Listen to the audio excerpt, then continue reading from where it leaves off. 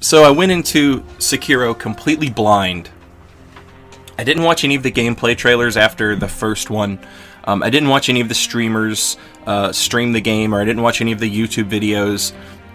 I wanted to go into this game completely blind and experience everything firsthand for myself. But I did read a lot of articles, and I read a lot of the streamers and YouTubers. I read a lot of like what their thoughts were, like on Twitter and stuff. And one question that they answered a lot was, is this game more like Dark Souls or Bloodborne? And a lot of people said it's more like Bloodborne. But this game is not like Bloodborne. I love Bloodborne, and I love this game. But this game is not like Bloodborne. The movement has been completely revamped, totally, because there's this new element of stealth. So everything is, like, completely different. I mean, you still move with the same joystick, but, like, the dodge mechanic is different. Its usefulness is different. There's the crouching, there's the running, there's the sliding and hiding and peeking around corners. There's platforming, so you can like grab onto walls and ledges and stuff like that, which is fantastic. From Software has shoehorned strange platforming parts in their games for a long time now without buttons for platforming, so to actually have those is great.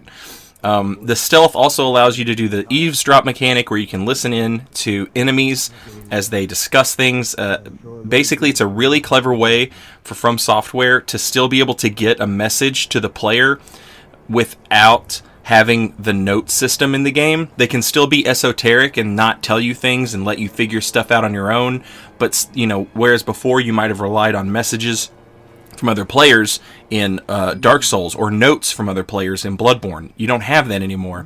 But you do have enemies that like to jibber jabber and talk about their weaknesses, which is nice. And it's a very good way to get that message to the player without breaking the immersion and saying, you know, just having something pop up on screen and saying like, hey, go here and do this, without having any sort of like map objective mark or anything like that. Now, as far as things popping up on screen, we do have like a semi sort of, this is the tutorial area that you're seeing right here.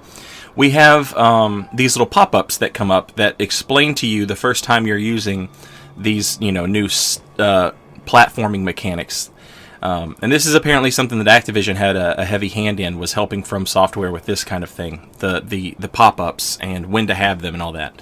So it's not bad. I feel like the player, like, if I'm just exploring right now, just playing around with the controller, and, like, I figured out the wall jump and all this, you know. So, I mean, like, you don't even necessarily need them, but if you're going to have them, at least do this where they're not in the way, they don't take up the whole screen.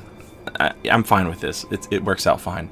But as far as the combat goes, that's where this game is totally different. I read all the people saying it was like Bloodborne. I went in expecting Bloodborne, except I was going to have to like parry everything until it died, because there's a posture bar, and posture bar is real important, and you got to parry the thing. But just because you parry doesn't mean you get to take a riposte. This is the same area that you're seeing right here, except this is later on in the game. It's the same tutorial area, but now things are different. You see me doing some stealth kills and stuff, and all this is fine and very self-explanatory. But the actual combat itself really threw me through a loop. I was expecting every fight to be like an absolute parry fest, where you just parried the shit out of everything. And that was it. And I played the game that way for about 8 hours. And after 8 hours, I got to a point in the game where I realized I'd been playing the game wrong. This little mini-boss, this sub-boss that you're seeing me fight right here, he actually does require that you just parry the absolute shit out of him. But there's also more to his fight than that. So he's going to go for these chains of attacks where I'm going to have to parry everything over and over again. I'm using Ash to reset the fight. When he does that attack, however, you can't parry that. So I'm parrying and parrying and parrying and parrying, and up in the top you see his posture bars filling up. That attack I dodged by jumping, and because it was a jump dodge, I did extra poise damage, extra posture damage to him. And after you do extra posture damage, you can do a killing blow. You can do a death blow. once his posture bar has been completely broken. So, from the top, I'll show you what I did right and what I did wrong. Alright, we're going to do 1,000,000 consecutive deflections against this guy. He doesn't give us a choice. We have to do that. My posture bar is almost full. His is nowhere near full. Here he's going to go for a sweep attack. I know to jump over it and press jump again. I'll kick him in the head. I do some posture damage.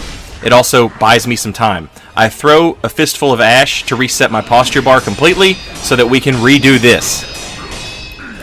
Rinse and repeat. My posture bar is getting dangerously full.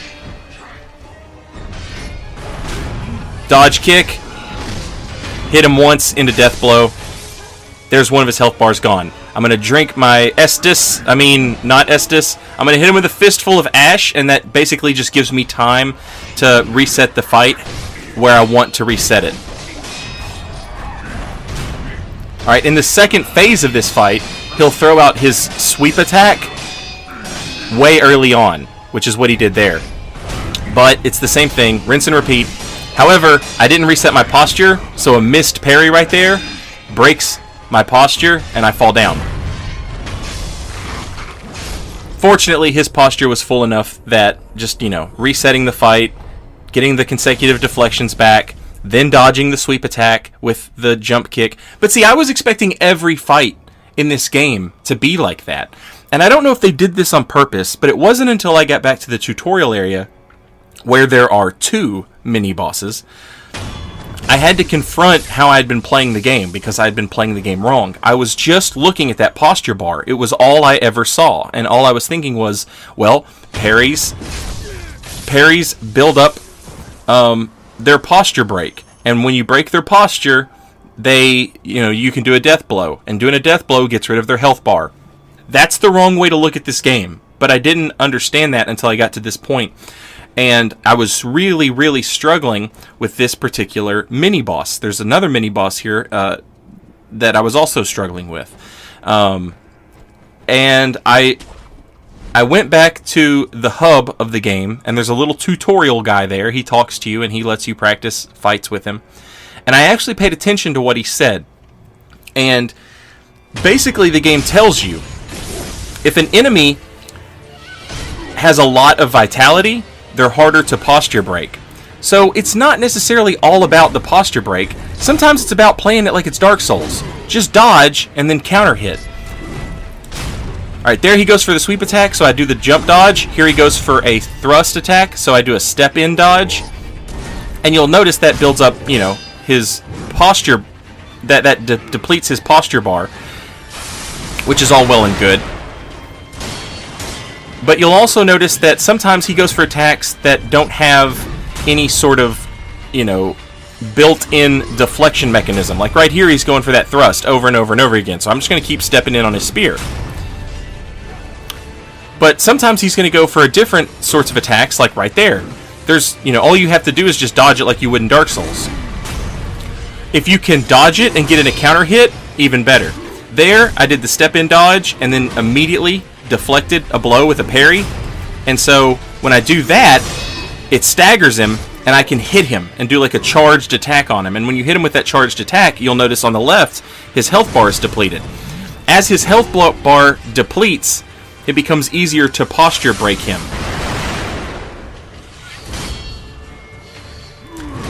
So even though, and as I'm watching this, I realize that I could have played this a little faster and posture broke him earlier in the fight. But that's essentially like the Sekiro version of greed. Also, don't fight on stairs. Fighting on stairs is still a terrible idea. So, it's got that in common with Dark Souls and Bloodborne. Don't fight on stairs. So, I fell off this cliff. You can see his posture is completely replenished, but his health bar has not.